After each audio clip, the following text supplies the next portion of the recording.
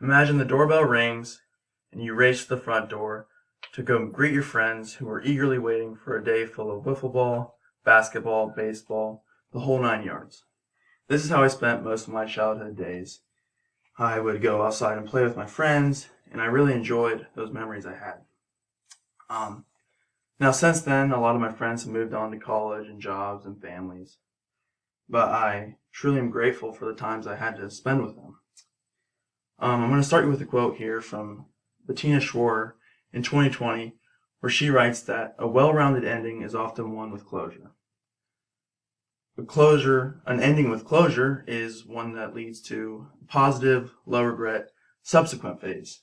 Now, once I realized those days were over, I had a lot of regret, but it allowed me to reflect on the many memories we got to spend together and have. And I'm truly grateful for that.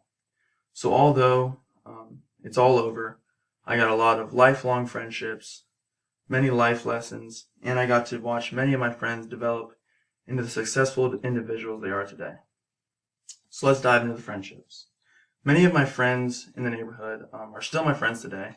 One of my friends who lives up the road has a landscaping business, and he offered me a job to work for him this summer.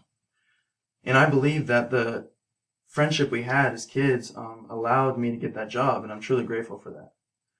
Another one of my friends who lives up the street enjoys lifting just as I do, and we get to go lift together at Anytime Fitness. And having a similar upbringing and spending a lot of time together, I believe, created that similar interest, and I'm so grateful for both of those friends. So not only did I get lifelong friendships, but I got lessons that I'll be able to hold myself for the rest of my life.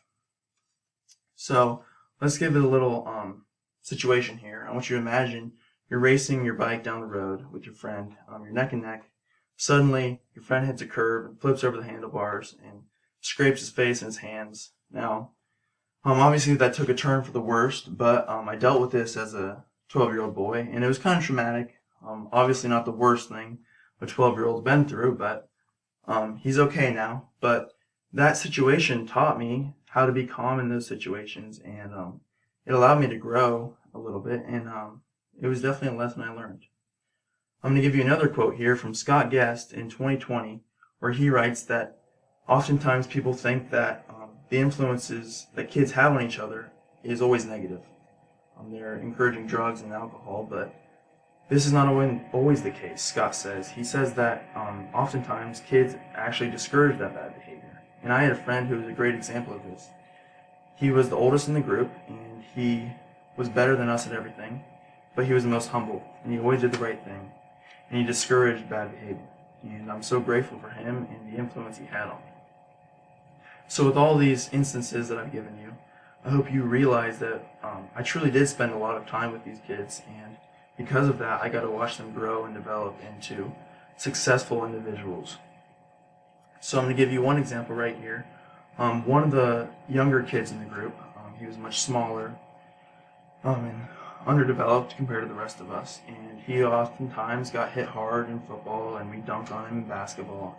But that didn't stop him from coming outside. He still came outside every day, and he was able to develop into quite an athlete.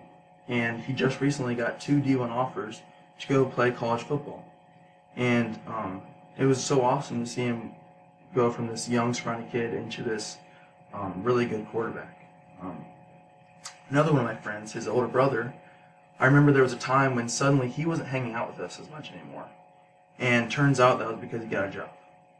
And on the weekends, I would sometimes get an opportunity to talk to him a little bit, and he would talk about how he was saving up all his money. He wasn't going out and blowing it all and spending it all. And that didn't make sense to me as a kid, but I now realize that that really paid off for him. That financial discipline really did pay off. He now has a wife, a kid, his own house, and he's already paid off his first car. So that financial discipline turned into financial security for him and his family. And I'm so grateful for the example that he was to me and how he showed me how important financial discipline is. So these neighborhood hangouts weren't just a couple of backyard pickup basketball games, football games, whatever. They were truly nurturing experiences for me, and they truly had an impact on my life. Although that last hangout slipped through my fingers and I have some regret because of it. I still got amazing friends that will stick with me for the rest of my life. I got lessons. I was taught many lessons by them and right alongside them. And I also got to celebrate their successes, and I got to watch them grow and develop into quite amazing people. So I want to leave you with one thing here. I want you to think about your group of people that you spend a lot of time with, and just imagine if suddenly they were gone.